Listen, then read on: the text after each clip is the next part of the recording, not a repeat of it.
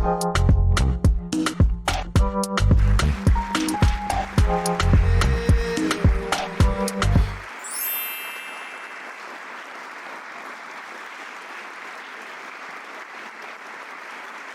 ladies and gentlemen, and welcome to another episode of Pull the Trigger. I'm your host, Sandra Gonzalez, and I am a retired Marine officer turned life coach speaker who had the honor, the distinction of serving 20 years of service as a U.S. Marine. Now, I help high caliber entrepreneurs kick self-doubt to the curb and cultivate sexy confidence so they can authentically step into any room and stand out as a leader. Now, the purpose of this podcast is so you can do just that, pull the trigger, so you can take action. Now, my gorgeous guest, my sister, my friend, mi amiga, Madison Xarlista, is an integrative entrepreneur. She's a financial marketing investor and an empowerment leader. And I've experienced that firsthand, let me tell you. Now, when Madison was 23 years old, she made her first million. Oh my goodness. But then lost it when she was 25. Now, her fears and struggles, because this woman, make no mistake, she's this warrior goddess. Her fears and struggles have fueled her success over the years, no doubt. She is the founder of Trade House Mafia, which is an investment group that focuses on empowering women for them to have financial freedom. Now, that's sexy, babe. Now, she helps them gain financial freedom by incorporating additional streams of income through creative investment strategies. Now, I met this gorgeous woman in Mazatlan, Mexico. I've personally, communicated with her. I've been in her beautiful penthouse in Mazatlan. And what an honor it is to have you, amiga, here today. I know there's so much more that entails you, what you do. Please introduce yourself, and what an honor it is to have you here today. Gosh, well, first of all, Sandra, what an honor it is to be with you. And I want to start by saying thank you so much for 20 years of amazing service to the United States. There's not enough words to speak to what you have done, and for other women to hold the front line. We know that the men are doing it, but it's such an honor to be able to know that there are women that are holding the front line for our country. Thank you so very much, my dear. Oh, thank you, babe. Thank you so much. But I know you're currently in Mazatlan, Mexico, from that gorgeous penthouse. You invited me and 15 other empowering, high caliber women entrepreneurs. I can kind of see, but I know you have this gorgeous beach. I love your view of your penthouse. But what an honor it is to have you here today, babe. But let me jump into this first question, because I have so many questions for you. Your trajectory is so inspiring, and that's what appealed me to you, your strength, your stamina, the ability for you to be resilient and never give up. So for our viewers that are watching, right, what does it mean to have additional streams of income? Gosh, we're living in a time right now that it's vitally important. Most people work a job. I call it job an acronym, JOB, just over broke. And so, if you lose that job, that's it for most people. Most people do not even have 3 months that will be able to carry them in the case of some kind of an emergency. Yes. And so I'm a firm believer in having multiple streams, because if something goes down, you got something else to lean on. If that doesn't work, you have something else to lean on. If that doesn't work, you have something else to lean on, because everything will take its time to balance up and down, up and down. But it's always about having game plan A, B, C, D, so on and so forth. Beautiful. I love that. And I experienced that firsthand going through a difficult divorce where I knew that, geez, what's happening? These setbacks that life, it just, unexpected setbacks. It's like really like a punch to your gut when you least expect it. And in that moment, I realized, you know what? I need I need to have another additional stream of income. And I got my Airbnb, which that's how you and I connected, because I'm always in Mazatlan. Not only because of my Airbnb, I just love the energy in Mexico. I love the women such as yourself that I get to call my sister, my friend for the rest of my life. But I know that for me is like an additional stream of income that helped me move forward from this difficult divorce. So, for a woman who's watching, right? How can she get started, babe? I right now I'm highly focused on passive streams of income. And Mm. that's basically income where you do not have to be present. You are basically your money is making money for you. And so I speak a lot about investing in the financial markets. Now, when a girlfriend of mine approached me about this whole idea of trading the markets and investing, I remember she showed me a financial chart, and all I saw were squiggly lines and numbers. And I got an itch right back here. And I said, ooh, girl. Mm.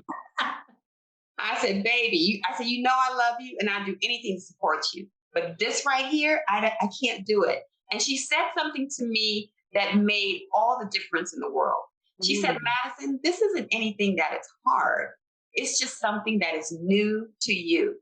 And Mm. with that, there was a huge shift in my paradigm about, yeah, this isn't hard. This is just something that is new to me. Because how many other things have I approached that were new to me and was Mm. able to accomplish? So Yes. I just have to go about it that way. And that's how I speak to my women, learning about money, because money, when we know how to spend money, granted, okay, we can go out here and spend money like nobody's business. But when it comes to really understanding about how money works, and even more importantly, how to compound it, you Mm. know, gradually so that it's growing, that can sometimes be very intimidating for women if they are not involved in the conversation already.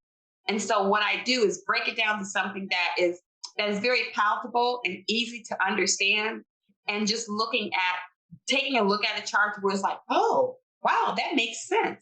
And now you can really get it. Right. And that's what comes to mind, kind of like what you experience, like seeing all these squiggy lines. And, I'll be honest, like I'm not good with numbers. So when I see all these squiggy lines, charts, and graphs, and I'm like, oh, That itch right back there, right back there.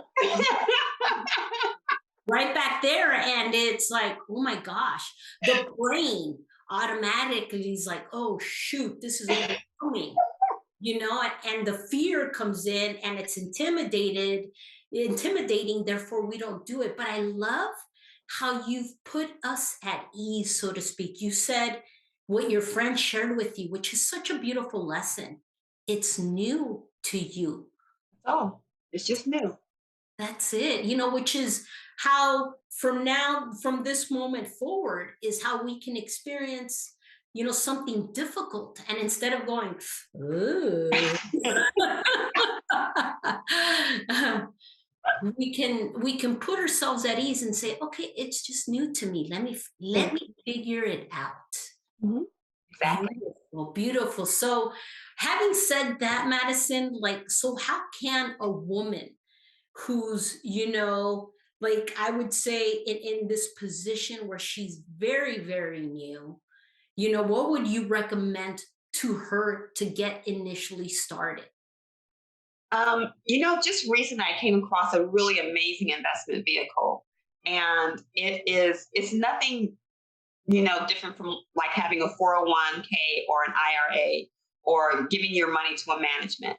But this is something that I found that is compounding money on a very gradual basis at percentage ratings that the company actually pays out the pays out weekly. from whatever your investment is. So it pays out a dividend, if you will. Okay. And you can either take that dividend and roll it back into your principal that you initially invested, or you can take the dividend out and spend it, do whatever it is that you want. I encourage my women to keep rolling the money back into your principal, because that's how you see things grow. As a matter of fact, I just had a Zoom call last night with a group of women, and many of them were new to this whole idea of investing, but there were some on there that I had just as testimonials, and they were offering just what their experience has been with this particular investment vehicle. And it's been a blessing, really a blessing, because it's not something that you have to think about. Like, think of it this way. When you are, for a person that is working and you sign up for your 401k, how often really are you looking to see what your manager is doing with your 401k? All you know is that you get a report quarterly, you look at it, and you made some money. And that's all that people worry about. But here's the thing, on the back of that, if you were to really look at your 401k and look at the fees that are incurred, some of these fees can be up to 20% of your money. And so where you think that you should have $100,000 in your 401k, by the time you look at all the fees, it's probably $75,000 to $80,000. Yes. And the reason why I'm so passionate about educating women about passive streams of income is because I've run into too many women that have situations that are hitting them in the middle of life, or whatever the case may be. Quick story. I had a girlfriend. She's an amazing philanthropist. She does charity events and raises hundreds of thousands of dollars in a night for any charity that she decides to put her mind on. Wow. She called me over to her home. And this is the first time that I'm visiting. And I drive up to this beautiful, I think it's like 15,000 square foot estate home in Georgia. And I drive up, the house manager meets me at the door, walks me through the house. I'm looking at the dining table that is set with Versace dishes, this very elaborate Baroque furniture. I mean, just on and on and on. Get to the backyard, there's swans in the backyard. So my girlfriend finally comes up, and she's beautiful. She's tall, she's lean, she's blonde, she's blue-eyed. She is the cover of Vogue magazine. Wow. She comes in just sort of like floating through with a cigarette in one hand and a glass of wine in the other. And she says, "You know what?" She goes, "I need to talk to you." I said, "What's up, babe?" She said, "My husband is cheating on me with his secretary. Our oldest son just graduated college. Our youngest son is about to graduate high school. And I know that he's about to divorce me. Now, here was the gut punch. She said, "Madison, I signed a post-nup agreement." And I said, "Excuse me?" She signed the post-nup agreement 2 years ago. The post-nup agreement basically said that in the event that they should break up, that she would walk away with $10,000. Now, mind you, this is a woman that has a multi-million-dollar lifestyle. Wow. She does not know how to operate with $10,000. She spends $10,000 in a day. Okay. So she doesn't know how to operate with a $10,000 lifestyle. Wow. So I'm listening to her and I'm like, okay. I said, well, after we've had a couple of glasses of champagne, I said, "I have a favor to ask." She said, "Sure." I said, "I need to see your closet." Fine. So we go up to the third floor of her house, where we could have taken the elevator. We took the stairs instead.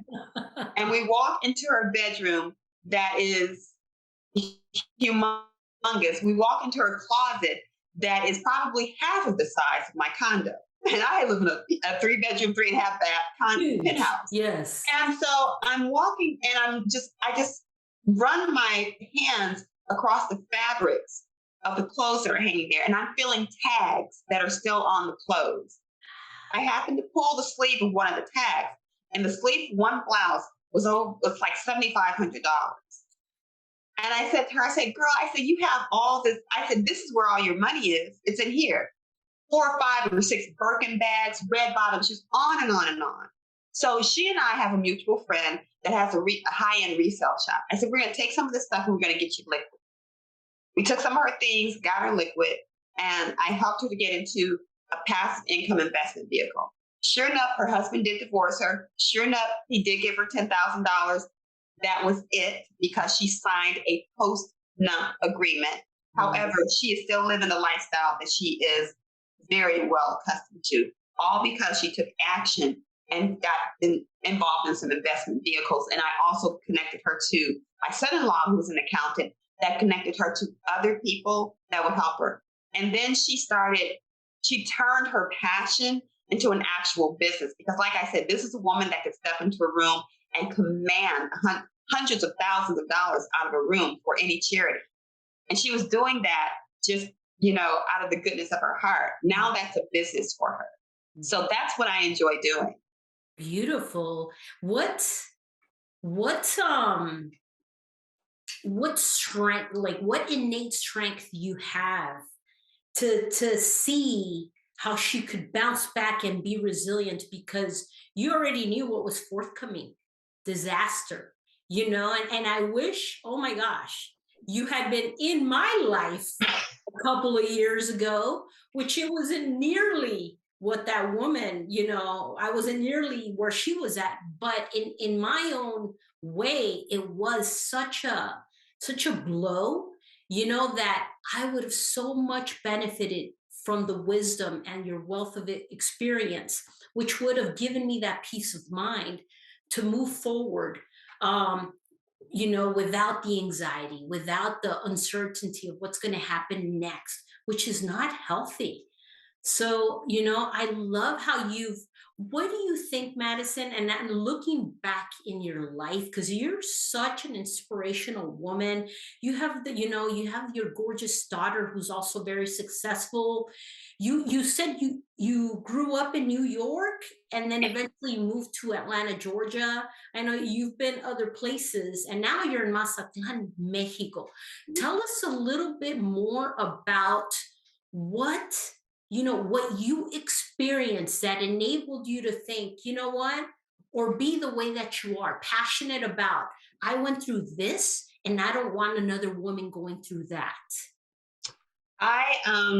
With all the success that I've experienced a lot of challenges in my life as well. I've been homeless, so I know what it's like to live out of the car. Mm. I've been broke. I had nothing, to where I'm trying to figure out, do I eat today?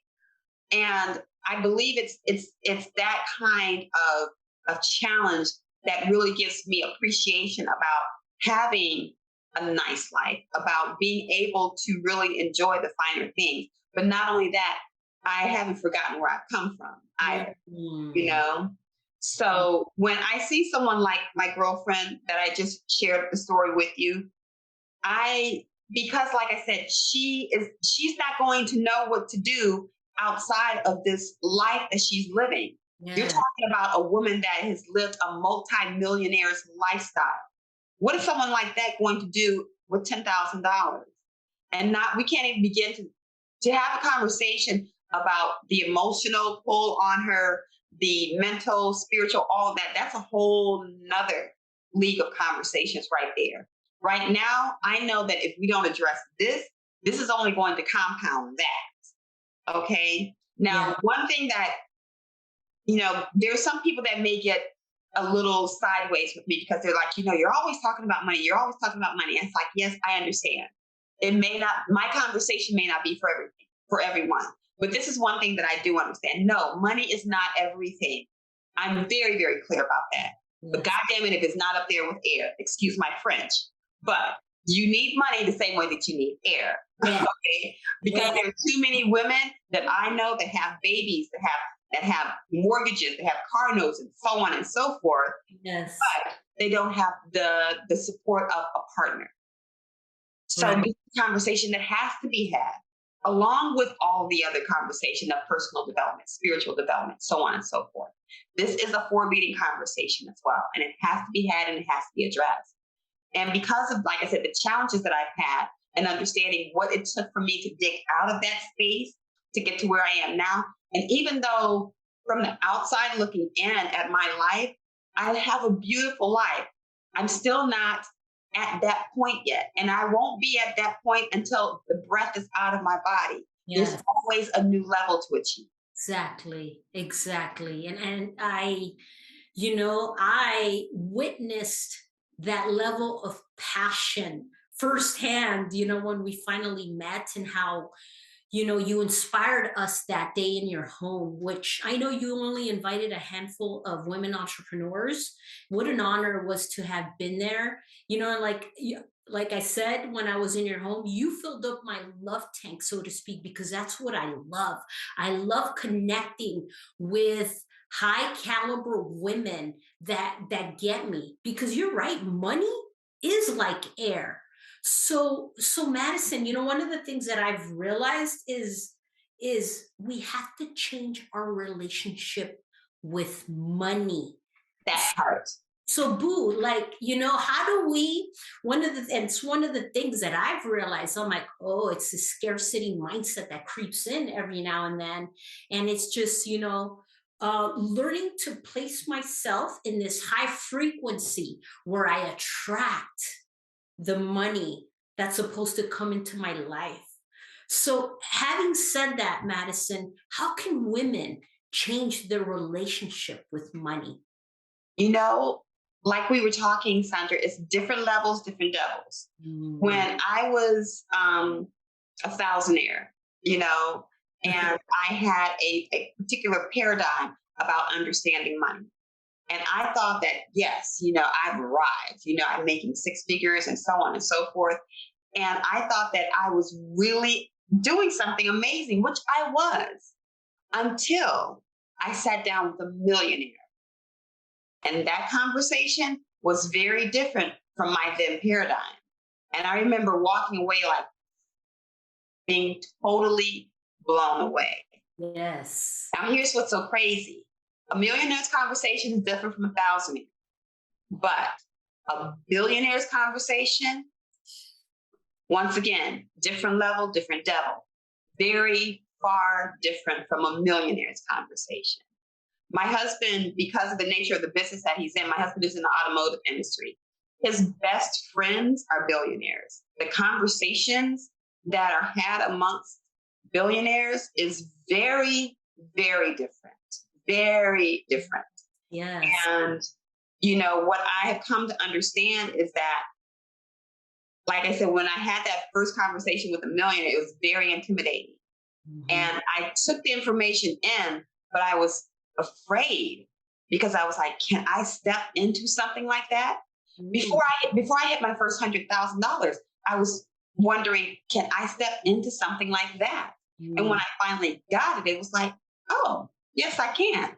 And I was able to wear it. Now, understand this, it took a lot of work. The reason why I made my first million by 23, but then lost it by 25, is because I did something that one of my mentors, a little bit later after this incident happened, said to me. One of my mentors said to me, he said, Madison, it would be a shame that your wealth outgrows you. And what he meant by that is that if you don't do the personal, spiritual development work that it takes to be really solid and stable in who you are, whatever it is that you create that is bigger than you, you will not be able to maintain it. Ooh. And that's exactly what happened. So when I made, my first million, I was out here just literally giving away money to people that asked for it, knowing that they weren't going to pay me back, making really poor investments, and so on and so forth. I mean, I was a hot mess. So I had to learn that lesson, and I learned it very well. And so it's about growth. It's about perpetual, personal, spiritual growth. Mm-hmm. You are only going to grow as big as your container. So if your container is this big, that's how big you're going to grow. If your container gets this big, that's how big you're going to grow.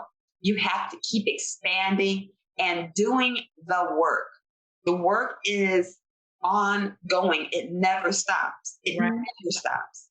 Right. So what is one way that a tool or something you've done, Madison, that has enabled you to overcome that scarcity mindsets that now you're like your paradigm has shifted where I'm like you're onto this different sexy freaking level. But looking back, what initially changed or what did you do to shift that? Something that I hear quite often from many of my mentors is that leaders are readers. Mhm. And I have yet to come across a very strong leading person that is not a leader.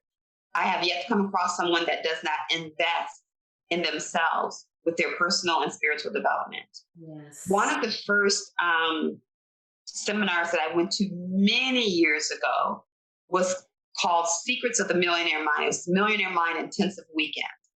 A client of mine gifted me a book titled Secrets of the Millionaire Mind by T. Harv Eker. And I read the book and it was like, whoa, it was a huge shift.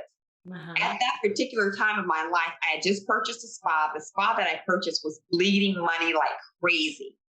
And I got into I purchased the business and I was struggling to pay my staff, struggling to keep my client. It was a struggle to the point that I let my apartment go, put everything in storage, and I literally lived out of my car and my spa to keep my business. I Mm. read that book and then I went to the Millionaire Mind Intensive Weekend. Blew my mind. Ooh. 60 days later, I was $100,000 in the green, in the positive with my business for the first time. All because I was exposed to information that Mm. I did not know. So, again, what I do know about leadership is that leaders are readers. I devour books. Now Mm. I'm still old school. I like to pick up a book and I like to turn the pages. I like to make notes on the pages. I like to dog ear the pages and put sticky notes and everything. But Yeah. here's what I do. When I'm in my car, I don't listen to the radio. I turn on an audible and Yes. I listen to something that is going to feed me, something that is going to infuel me, something that some kind of nugget that I'm going to get that I can take it and nibble on it and then share it with someone else. I'm always looking for that next thing. Or it's really amazing to me how I may hear something again for the third, fourth, fifth, 10th time, but I'm Exactly. hearing it from a different perspective Yeah. because of where I am at whatever particular time in my life. Absolutely, right? And you've heard it before, but when you hear it, it's like it marinates differently and you can absorb it and you're like, "Oh my goodness. Now I get it. Exactly. Now I understand."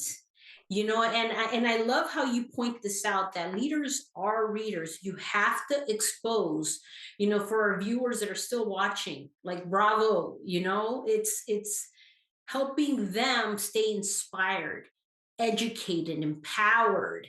It's also, I would say, edutainment at its finest, so to speak, because people now want to visually connect with, a vodcast or whatever, through other, social media. Exactly. So how, what, in addition to Audible, and other things, other platforms that help you um, really open up your mindset, because there's two types of people in this world. One, those that have the fixed mindset, and Mhm. then the other type of people that have a flexible mindset. They have this growth mindset, which I call a warrior's mindset, that helps you generate solutions to your problems, not stressors, that helps you focus on the cure, not the disease. So, this is something you're going to be dedicated for the rest of your life: personal growth, professional empowerment, which is something you offer as well, because, through Trade House Mafia. So, having said that, what But like I wanna, I'm the type of person like I wanna open the door to your penthouse and see what you're doing. I wanna open the door to your car and hear what Madison is listening to. So what book, what audible book are you listening? What are you actively engaged in right now that's helping you do just that? Well, let me just give you a snippet of what my day looks like. I typically, when I wake up in the morning, the first thing I do is prayer and meditation. I start my day with that because that gives me the baseline of how I move forward. And Right. I know that when I do not begin my day with prayer and meditation, it, I feel off. Mm. So I start with that. Next, I'm doing something to get my body moving, drinking plenty of water and getting myself moving so that, I can just get things flowing. And once I do that, I'm sitting down, I'm looking at my schedule. What is it that I have going on for the day? I enjoy, aside from just the reading and listening to audible books, I enjoy sitting down and just having wonderful conversations. I I have some really great friends that I've acquired here. I'm constantly talking to friends back and forth in the United States and all over the country, all over the world, as a matter of fact. So I'm always looking just to find out what can I do to make myself better. I'm not in competition with anyone. I used to be in competition with a couple of my girlfriends. We were always in competition with one another. But right now, I'm in competition with who Madison was this time last year. Heck, I'm Ooh, in competition with who I was yesterday. Because who yeah. I was yesterday and who I am today, two totally different people. So it's like through my prayer and meditation, I am reintroducing myself all over again. I'm meeting myself all over again. And that's something that I really highly encourage is meet yourself all over again. I don't want to ever stop growing. I don't want to ever get to the point that I know everything. Another really quick story. Years ago, a client of mine came into my spa and she was saying, do you know, she goes, I've been taking these supplements. I can't remember what it was. And she was really excited to share with me about the supplement she was taking. And in the middle of her sharing, I said, oh yeah, I know about that. And energetically, I could see like it just like she just went down. Like she still had the smile on her face, but energetically there was a shift. And I could Mhm. see where I just sort of like stole the shine off of her excitement. And I was thinking about that later on that day. And I called her the next day and I said, you know what? I owe you an apology. You were sharing something with me about this amazing supplement. And I said, I know about it. And I said, you know what? I don't know everything. Would you mind sharing with me, please? Ah, And she said, first of all, thank you. And then she started telling me about what she was excited about. And you know what? From her paradigm, I didn't even know that. I didn't know anything about what she was sharing with me when it came to the supplement. So right. now I know I don't know everything. And when Mm, people start speaking to me about something that I'm familiar with, I sit back and I listen now. I just yeah. listen because I might pick up something that's new. So I don't ever know everything. I have an understanding and I have the opportunity to understand anew all the time. But I Yeah. don't want to ever know anything or anyone. And I think it's a travesty when we get to the point that we say, oh, yeah, I know Sandra. I don't know Sandra. The Sandra that was in my condo here a few weeks ago, I don't know. This might be a whole different woman that I'm meeting today. So I understand who she is as a woman, but no, Mm, I don't know her because she's constantly evolving. She's constantly growing. She's constantly working on who she is. So how can I know? My husband, I've been with my husband for 11 years and there are still things that I'm learning about him. So I never want to be in a space of an ego space of knowing, but I do understand. I want to always understand. that's so beautiful. This humility trait that you've developed, I believe, as a result of focusing on self-awareness. So this humility trait within yourself has enabled you to step back and go, well, I understand what she's talking about, but let me hear her perspective. So for our viewers that are watching, Madison, how can somebody, develop the social and emotional awareness, you know, to, like you said, not come off, who knows how you came off that day to her, maybe like, okay, she knows it all, and then but you had the humility to call her back 2 days later because you reflected on that, which is such a beautiful thing, and say, I definitely want to hear more. Like, oh, that speaks volumes, because you opened yourself to that level of curiosity. I think you opened yourself to learning. Mhm. So how can, is this humility trait necessary to be successful? What do you think? What comes up for you? I do believe that there is a level of humility that has to come with success. I do Mm, believe that. Now, at the same time, there is a level of bravado and ego that has to come with it as well. And I think it's about balancing, understanding the balance. There are many times that I miss the mark. Okay. But yes. I'm fortunate enough that I have real authentic people around me that will pull my coattail and say, hey, Madison, you're missing the mark. Or I can actually reflect at the end of my day and say, I missed the mark on that, and go back and either correct it or reevaluate it or find something. What can I do to readjust this so that I'm getting what I need out of it? It's Ooh, always about, like I said, I've spent so much of my younger years doing this. And every time you're doing this, you're pointing at someone else. Well, you did this and you said that, and because of you and this, that, and the other. But there are always other fingers that are pointing back at you of your own, you yeah. know? And so it gets to the point of self accountability. What are you accountable for? Okay, so yeah, you're homeless. How are you accountable? No, it has nothing to do with them, nothing to do with him, nothing to do with her. What did you do to get into this situation? Where is your responsibility of this? Okay, so you've blown all your money. Okay, so you've loaned out to people that you knew were not going to pay you back. Mm, You got involved in a business deal that was not good. You didn't do the due diligence. So where is your accountability? It's always about accepting accountability. And that can be a really jagged pill to swallow, because yes. that means I have to take responsibility for my own stuff. Ooh. And that baby, ooh. There's so many days I want to point my finger at my husband and say, well, because of you and you, but I can't, because it's like, Madison, okay, where's your level of responsibility in it?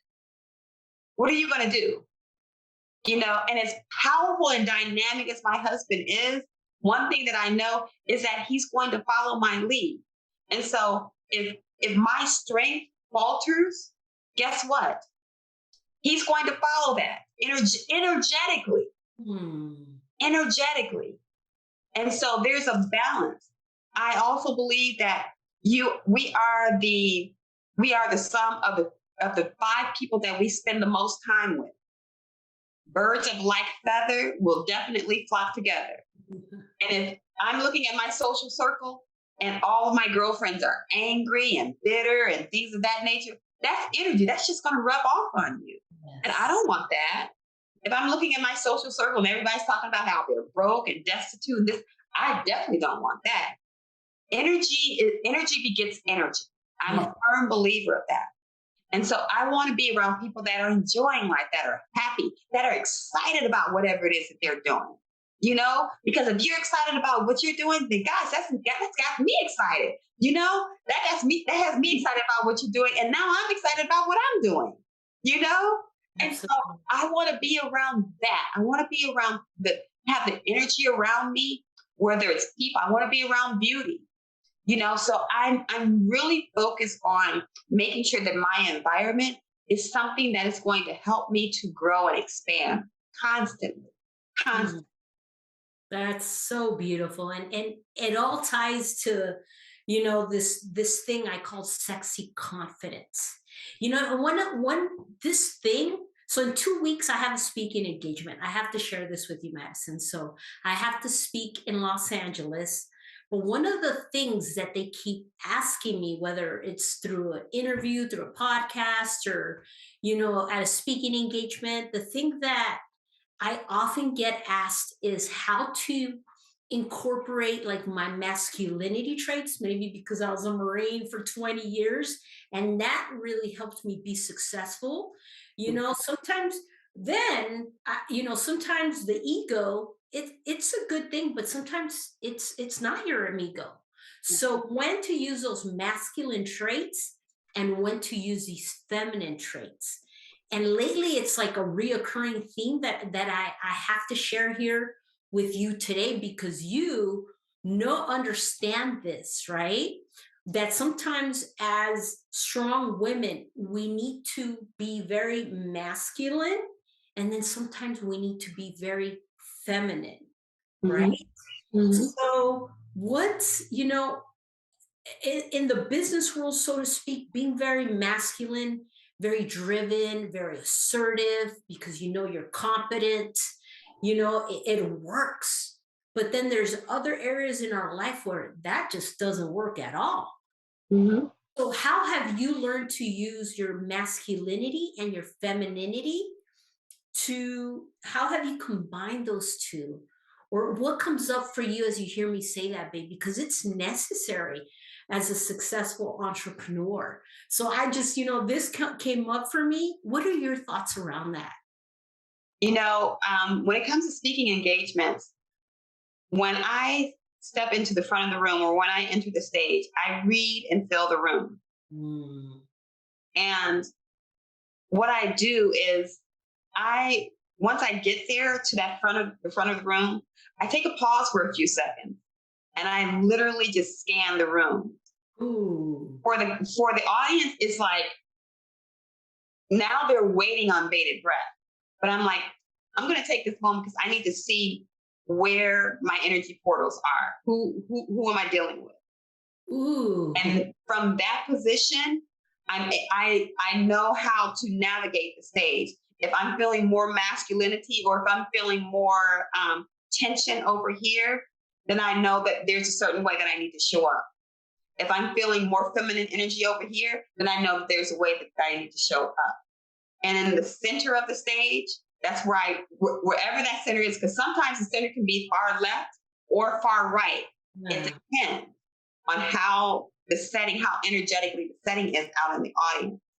But once I find the center of the stage, then I can balance both. But according to what is in the room is how I'm going to address it. Love that. And that's so powerful, because I know when you step into like this new realm, so to speak, and there's like 300, 500 eyeballs looking at you, waiting for you to say something or take that next move. And they're looking at you at a microscopic level from head to toe.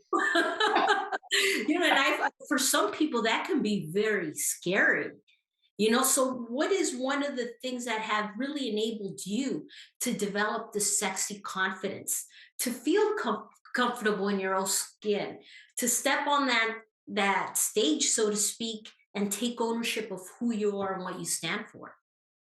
Oh gosh. There was a time that I had to literally faith it until I can make it. Ah. You know, woman that I am today, this this is like baking a cake. Okay. Yes. So I had to pour all the ingredients in the bowl. I had to crack an egg in there. I had to beat it and stir it up in the bowl and, throw it in the fire. And it came out burnt a couple of times.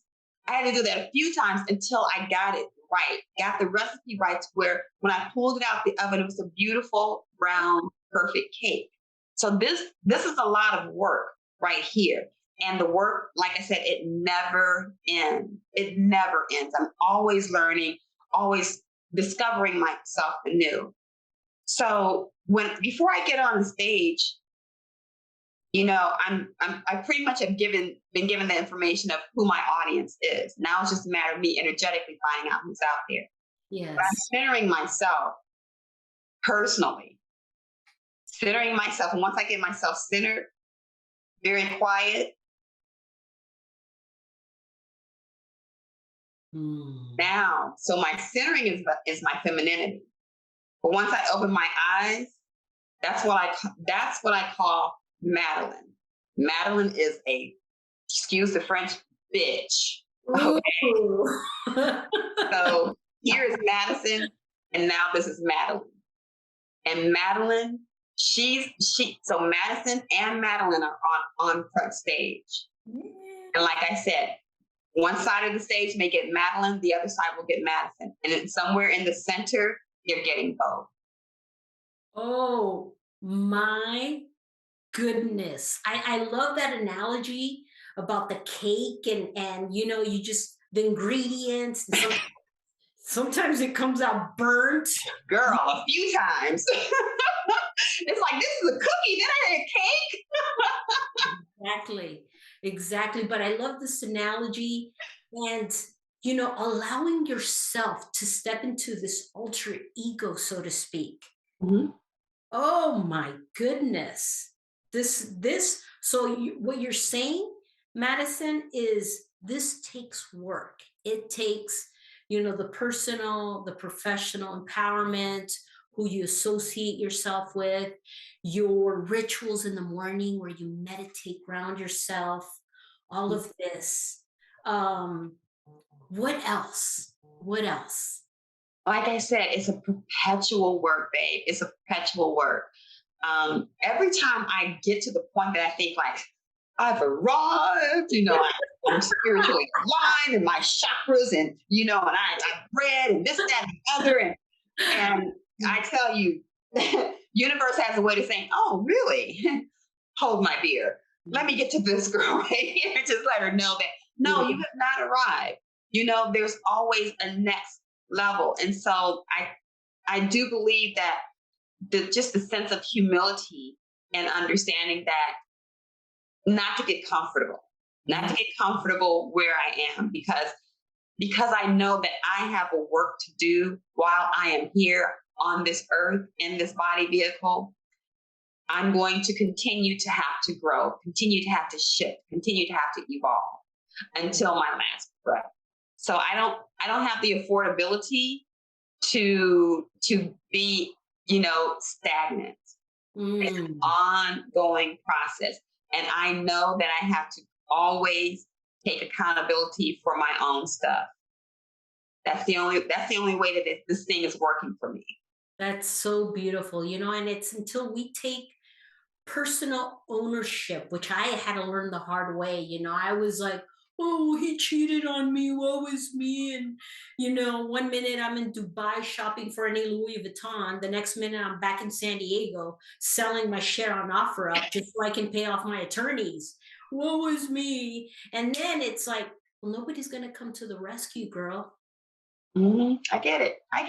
I totally get it. As scary as it may seem. And it's like, and it's like in that moment of rawness, of pain, you have to learn to pick yourself up. Otherwise, it's like being there, is staying there is not no option. No. It's no, for women like you and I, it's no option. Mm-mm. So I'm curious, Madison, in regards to, like, I know you were born in New York, you've lived in Georgia, I know you've lived in other parts of US, and I had, the honor of connecting with you in Mazatlan, Mexico, a place I wouldn't expect to I went there because I love the energy, I'm grateful I have my Airbnb there. And I just love the organic food. But gorgeous, how did you end up in Mazatlan, Mexico? Oh man. So before the pandemic hit, my husband and I had talked about moving to Greece. And we had started making plans. And, the thing is that we need to buy a plane to be able to go, or at least charter a plane, at least go back and forth. Reason being is that we have two small dogs. And they're very spoiled and they're like our babies. So, and trying to take them on a commercial flight was just going to be way too much. So we started making plans. Well, then the pandemic hit. Yeah. And things were just getting, for me, it was just getting really too crazy for both of us. So my husband started talking about Zihuatanejo, actually. And he said, I think we should drive to Mexico. And I was like, whoa, okay, that sounds like a good idea. Before we do that, let's do some research here. And our plan actually was just to sort of be gypsies around Mexico. We ended up selling our estate home in Sandy Springs, Georgia, put all of our artwork and everything in storage, and got in our truck and took what we could and drove into Mexico. We stopped first in San Miguel de Allende. I loved it there. Beautiful, absolutely beautiful. We left there and went to Mexico City. I love it there because it's so much like New York City, on steroids, on steroids. We went to Guadalajara, and then we came here to Mazatlan. And the idea was to go from here over to Cabo. I was not excited about Cabo because Cabo is just an extension of California. The prices are absolutely absorbent. And, it was just, no. But when we got here to Mazatlan, it felt right. Mm. That's all I can say is it just felt right. And this was also an economic decision as well. I wanted to be able to maintain my lifestyle. I wanted to be able to travel around the world. I wanted to be able to really further extend my own personal economy. And this just made sense. Since being here, we've really done everything that we can and continue to do to work our way into the very fabric of this community here. We honor the businesses that are here. We do businesses with many of the small businesses that are here. And I just love it. The people are beautiful, absolutely beautiful. I just love it here. I'm 30 minutes away from an international airport. Yes. I can easily get back to the United States, or fly anywhere else. And now that we have finally found our home, it just feels right. I'm able to conduct business from here. My husband conducts his business from here. Every now and then he has to go back to the States, but for the most part, we do most of our business right here online. I have a couple of speaking engagements myself at some conferences, one later on this year and another one in, I believe, March of next year. But everything that I try to do is right here online. Because right now I'm getting ready to be 55 on my next birthday. And so I want to I want to enjoy the rest of this life. Oh. I want to just sort of I'm not grinding the way that I was when I was 25. Mm-hmm. I don't want to grind the way that I was when I was 25. And I don't need to. Thank the heavens for that. I've been very, very blessed in this life. And I pray that the heavens give me, many, many more years to go. But in the event that my time is coming nigh and I have to close my eyes, if it's tomorrow, baby, I have lived a life. Yes, you have. I have a seed that I have laid here, which is my daughter, that will definitely continue on strong. But I definitely pray that the heavens give me many more years because I have so much work to do. I have so many more lives to touch yet. Yes, you do, Madison. And I do believe that's forthcoming, especially when you have a strong mission such as yourself. You are such an empowering goddess, angel, that has helped me in so many ways in the small time frame that I've met you, and I am biased because I'm Mexican American, and people often ask me, "Oh, why are you in Mexico?" I'm like, in Mexico once a month, specifically Mazatlan. They're like, "Oh, because you're Mexican, that's why you love going there." But no, well, yeah, obviously, right? But yourself, you're saying the people are wonderful. I've had 2 of my women's empowerment retreats in Mazatlan, Mexico. Do you feel safe? How do you feel? Oh gosh, I feel safer here than I do the United States. Oof. Let me tell you something. So when my husband and I go back to the States, we've driven back to the States a couple of times. As soon as we cross the border, I can feel the shift in there's a shift. Mm, There's a huge shift. My body is tense. Um, Everything here is just, it's just a lighter way of living. I agree.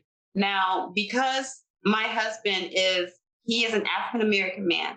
Now, my husband is very polished. He's elegant. He He is. on and on and on. But when I was in the United States, I'm literally praying the same way that you're walking out of this door is the same way I'm expecting you to come back in this door. Aw. And the mere fact that I have to pray that kind of prayer Mm. is disturbing.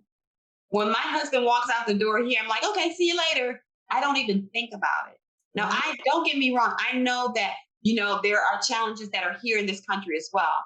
But for we as African Americans, the experience for us here is far different than what it is in the United States. When I have a police officer that is driving behind my vehicle, I am literally shaken. A police officer, and here the police, they're riding around with their hands on the gun, they're blacked out, black hats, their faces are covered, and I see them, and actually my heart rate slows down because it's like, okay, there's an element of safety. Back home in the United States, I don't feel that. That's unfortunate. It's very unfortunate. It's very unfortunate because understand this, I am an American. I love my country. Yes, you do. I honestly do. But there's as far as America, the United States has come, there's still so much work yet that we have to do. Yes. So sad that things have shifted, and I would say I don't know if that was part of the reason why you moved to Mazatlan That regardless. was part of the reason why we were going to leave the United States, period, regardless of where we were going. Mm, But also the lifestyle here is just different. Let's talk about it from the standpoint of health. Because here the foods are very natural. I can literally watch someone pick a fresh mango and I'm eating it just a few minutes later. I can watch the fishermen go out to sea and I'm eating that same fish they caught an hour later. love that.